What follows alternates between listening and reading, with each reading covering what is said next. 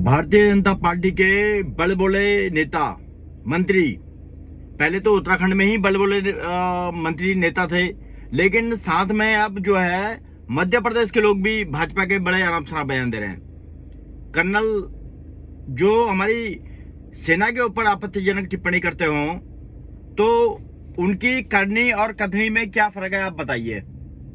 भाजपा की करनी और कथनी में कोई फर्क नहीं है, क्योंकि ये बोलते कुछ और है, करते कुछ और है। क्योंकि जिस प्रकार इन्होंने मजाक उड़ाया सेना का और खास तौर से मातृशक्ति का, जो कर्नल सोफिया के बारे में जो जिस प्रकार से टिप्पणी की गई, उस प्रकार वो टिप्पणी करने का कोई औचित्य नहीं रहा। और तो और जब इतनी बड़ी बात हो गई तो वहां की सरकार ने उस मंत्री को कोई हटाया नहीं, कोई कुछ नहीं किया। माननीय कोर्ट के आदेश पर उनके खिलाफ एफआईआर दर्ज करी।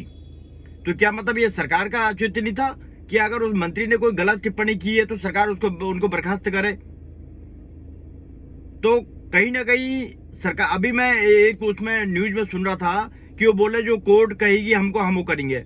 अरे जब कोर्ट बोलेगी तब करोगे? जनता, मतलब आपने पूरी सेना का मजाक उड़ा दिया, आपने पूरा मातृशक्ति का मजाक उड़ा दिया है। अब आप कह रहे हो कि वो जब कोर्ट कहेगा, वहां के मुख्यमंत्री जी को सुन रहा था मैं कि जो कोर्ट कहेगा तब करेंगे।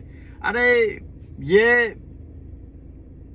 भ्रष्टाचार में क्यों डूब गए इतना आप, जो आपको कुछ अंधकार, मतलब सब जगह आपको अंधेरा अंधेरा दिखाई दे रहा कुछ, मतलब आप ये भूल गए कि हम कभी आएंगे और हम जाएंगे भी।